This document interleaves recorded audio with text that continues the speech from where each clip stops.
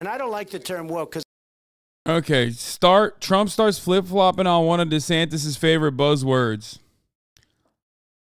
We're back. We're fucking back. Okay, perfect. I hear woke. It's like just a term that half the people can't even define it. They don't know what it is. A lot of things going on with our military, with the woke and all this nonsense. They're not learning to fight and protect us from some very bad people. They want to go woke. Okay. Certain irony there, but yes. Yeah. Let's bring in CNN political commentator and New York Magazine columnist Errol Lewis. Errol, good morning. Do you think it is ironic that now we have Republicans arguing amongst themselves about what woke is and what woke isn't? Because I'm old enough to remember just a few years ago when woke was something very different. Yes, those are 36 months ago, an entirely new, different universe. Well, yeah, look, it's typical of Trump to sort of change the terms of the debate as it suits him in the moment. He can do that. He can execute those kind of flip-flops within one speech, actually. And his followers are not that interested in the niceties or the particulars of being consistent about this or that term. And so, look, what he has done, and I can't believe that the Republican challengers don't quite get this yet, but what he has done since 2015, since 2016, all throughout his political career, what he has done is just redefined and scrambled what politics is. The DeSantises of the world, all of these other traditional politicians are acting as if voters have some list of issues, and if your promises match their list of issues, then they're going to support you. That is not what Trump's support is about at all. It is about him and him personally. And woke means whatever he decides it means that day, in that moment. And his followers are not particularly interested in any of the rest of it. And I think Ron. It's funny because this is perhaps the dumbest argument of all time. But, like, we're talking about the Republican Party here. And, of course, it's going to be the dumbest arguments of all time when you're talking about the Republican Party, which is chosen to make the dumbest conversations their main modus operandi, the only thing they care about, the only thing they talk about. And that's precisely the point here.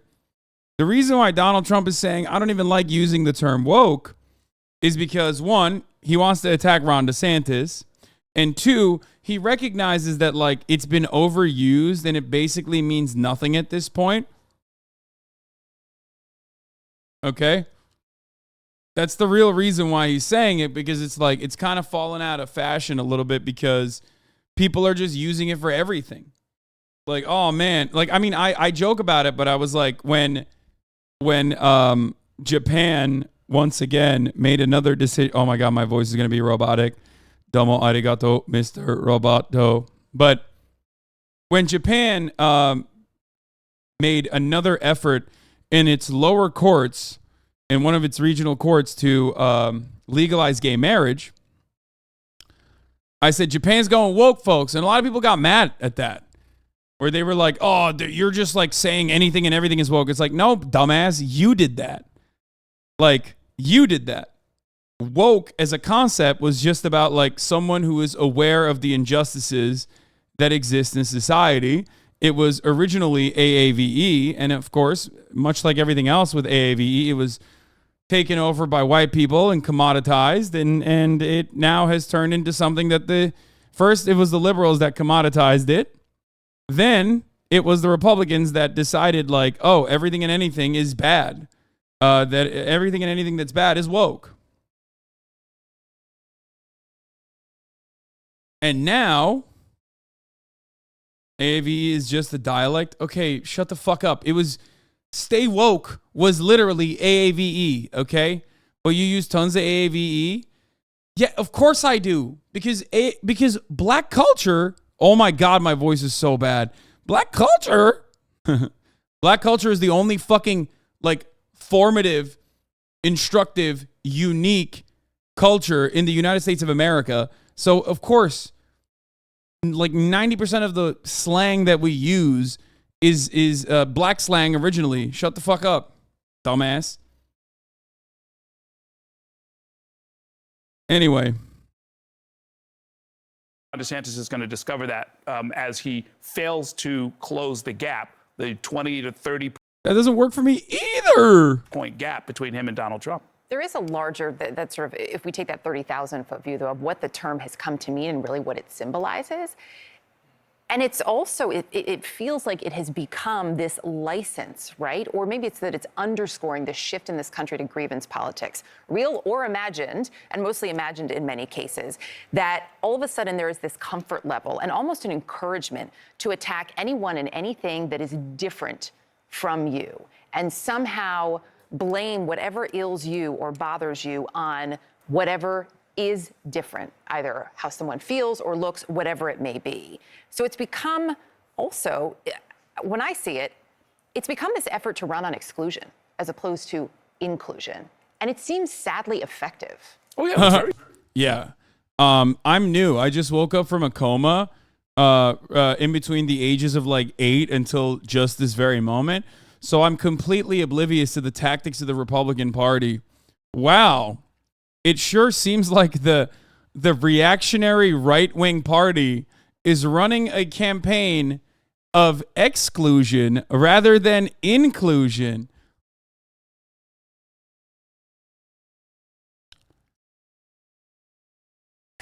I just woke up from a coma, and this is shocking to me. What is it, like the last time you were around was pre-abolition of slavery? Like that's what the Republican Party has stood for a very long time. Very effective. Listen, the election of Donald Trump was the primal scream of the white working class that thinks that Washington is lying to them, Wall Street is exploiting them, and Hollywood is laughing at them. And that hasn't gone away. And really, it just all now consolidates into this idea that we've got these enemies out there, and we're going to support the person who helps us fight against them. And that's what January 6th was about. Yeah, CNN's new graphics look awful. They literally look like the default graphics that you would get on like a news package, like a Chiron package for your like YouTube news show. You know what I mean? That's what it looks like. It's terrible. Terrible design choice by CNN. A lot of terrible choices they've made. Like letting my woke king Don Lemon go. That was really fucked up. For doing a little bit of misogyny when you're trying to do a right-wing heel turn. Like he was just putting the cart before the horse a little bit. You know what I mean? And then you guys let him go. It's fucked up. Kind of anti-black.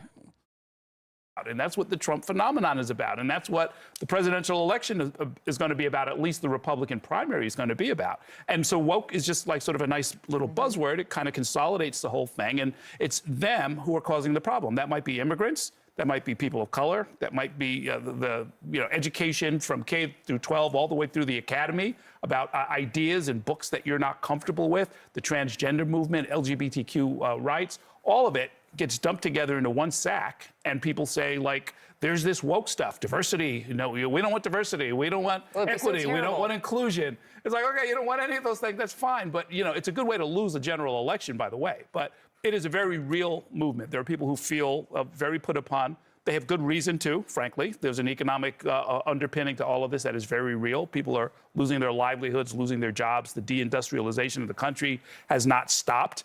And so, the politicians who want to exploit that are really what we're seeing. They're really kind of driving the bus at this point. Arrow, unfortunately, we don't have a lot of time left, but you say here that some of Donald Trump's challengers are not understanding what his support really is about. So what would a third candidate, not a DeSantis, but a third candidate need to do to really swing things in their favor if they're misunderstanding the Trump support right now? Well, I think the Republican Party and those who want to lead it have been putting this off for a long, long time. But they're going to really have to sort of decide what are the principles on which this party is based. And then they're going to have to go on a massive, massive educational program to try and talk to people about what they believe. Dude, Tim Scott at 2% is so funny. Like, Mike Pence hasn't even started running yet, and he's at 6% already. Tim Scott at 2%. Fucking goober, dude. Why did you do this to yourself? Just literally to sell a book. Like, that's why he did it. About free markets, about, evangelical Christianity and morality and politics and so forth. You don't hear people talking about that. It's really more this kind of tribal pull of, those are your enemies, and I'll go smash them for you. He's not even like unmarried and secretly gay. He's just like straight unmarried and a virgin. You know what I mean? It's just actually the worst. I found them. Okay. Chris Christie's not even in the graphic. Yeah, they didn't put him on there, which is kind of fucked up. That's not how you Us do it. versus them. Yeah. not a virgin anymore. I don't believe you. I will never believe that. Okay. I have seen zero proof that he's no longer a virgin. He just claimed that he might have fucked at one point a couple of years back. I don't believe that. I mean, and they've now gravitated to somebody who's a master of that kind of politics, and his name happens to be Donald Trump. Oh, it's going to be a lot to watch. And it's only June. It's only As June. Jessica I Dean reminds us. was just going to say, Plenty of it's only time. June. The good news is we'll get to see a former